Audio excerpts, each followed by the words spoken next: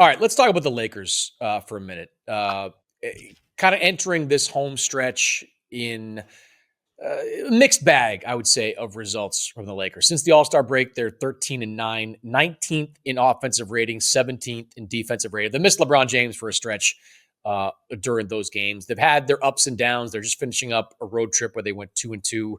A great win against Indiana, which was white hot at that moment. Horrible loss against Chicago, which will not go on the LeBron James highlight reel. I can promise you that. Where do the Lakers stand right now? I mean, I look at the Lakers, Rachel, as a team that, despite their star power and their market, they enter this postseason as a team playing with house money because no matter what they were doing in the aftermath of the Luke Doncic trade, nobody really expected them to become a championship contender this season because of that deal. That was a trade built for next season and beyond. The reality, though, was they went on, or they continued on this white-hot stretch of play that they were on prior to the deal. The defense suddenly became great for a period of weeks, and they gave people hope in Los Angeles. So what should that hope look like? What do we think of the Lakers are going into the postseason? Well, first of all, you and I live in LA, and really all it takes is one win to them to be 1-0 at the beginning of the season for Lakers fans to be like, we're winning the title. So I think fans always in that market expect them to succeed in the playoffs.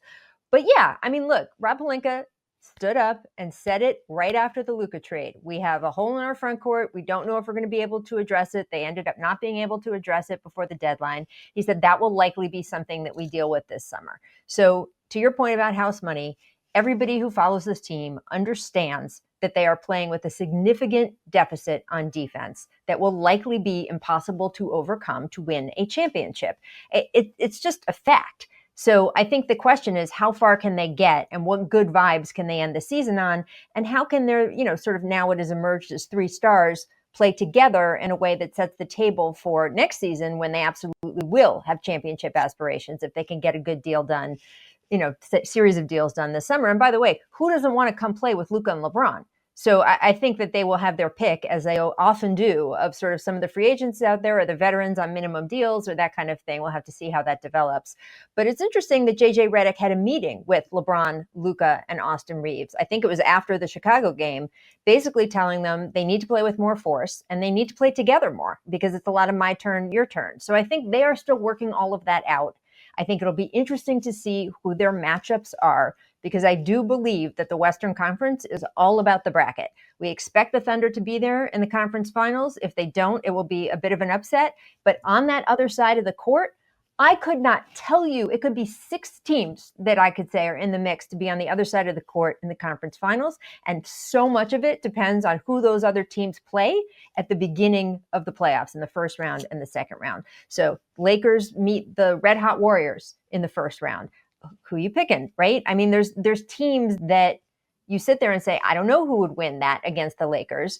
Or there's teams where you say, I'd feel pretty good if they played X or Y, and maybe they'll get to the second round and play X or Y, and then, they're in the conference finals. So I just kind of think their potential is a bit of a mystery until we see the bracket. You told me that you thought they were a first-round exit team. I don't know if you're still feeling like that. I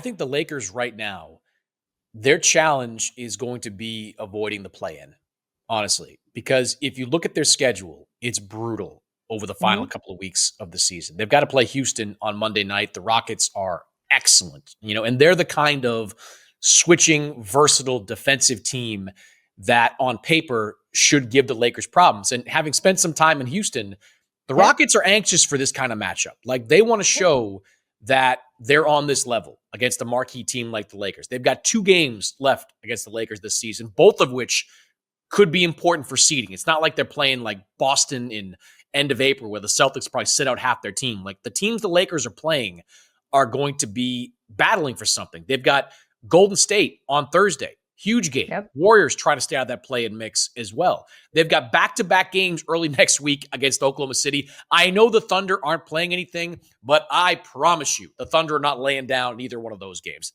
They are getting up. One of them is a nationally televised game on Sunday. The next one is on Tuesday. The Thunder are going to bring their fastball in both those games. They close out with Dallas. I don't know what Dallas is going to look like at the end of April. Is Anthony Davis still playing? Is Derek Lively coming back? Like, are they still fighting for something? That could be a tough game on the road, end of that 3-game road trip. Then it's Houston, and then they finish up at Portland. So this is a tough stretch where you look at it. I'm seeing 1, 2, 3, 4, 5, 6, 8 games. Can they go 500 during that stretch? I think going 500 would be a huge accomplishment. I think there's a realistic chance, though, that we see them go 2-6 down the stretch, and that will probably, given who they're playing, put them into that play-in range. So I think for the Lakers, it's just, for them, it's got to be about avoiding that play-in mix. One way or the other, you've got to find a way to stay in the top 6. Yeah, no, I totally agree. And by the way, there's a lot of people out there who keep saying about the Rockets, oh yeah, but they're a young team, and we know young teams, don't make it very far in the playoffs because they need that playoff experience. I believe that. You believe that. In a first round, I think the Houston Rockets are going to be just fine. I don't think the pressure of the playoffs is going to get to this Houston Rockets team. Maybe by the time you get to the conference finals, if they could get that far, and sort of the TV attention and the expanded media and the way even the games work with the delays in games because they have extra anthem singers and this, that, and the other, that is where we see some young teams who haven't been there start to kind of fall apart or sort of get in their own heads and not play well on the road. The Houston Rockets are a very good basketball team right now. And I do not expect them to be in over their head in the first round of the playoffs. So to your point, if the Lakers end up with that matchup, if they end up in the 7th spot and the Houston's in 2 and et cetera, I don't think that's an easy matchup either. I know that people are being like, oh, the Lakers would be better off if they did, fall a little bit and get that against that top of the bracket. But I don't know. I don't know if that's true at all. I think it is bracket dependent. Yeah, and if they wind up playing, like I'm really anxious to see these Rocket games because if they wind up against Houston in the playoffs, like I think Luka is going to be cursing the name of Amen Thompson by game 3. Like I think and that whatever referees are there. Yeah, whatever. Yeah, exactly. But and like nothing about the Rockets. Like they are young, but they're not young in some key positions. Like Fred VanVleet won a championship. Dylan Brooks has years of playoff experience. They've got guys there. Ime Udoka, coached a team into the NBA Finals. I know that doesn't matter quite as much, but I don't think age, to your point, is going to be that problematic early on for them. These games are going to be fun, starting on Monday night against Houston. I think it's going to be a lot of fun to watch.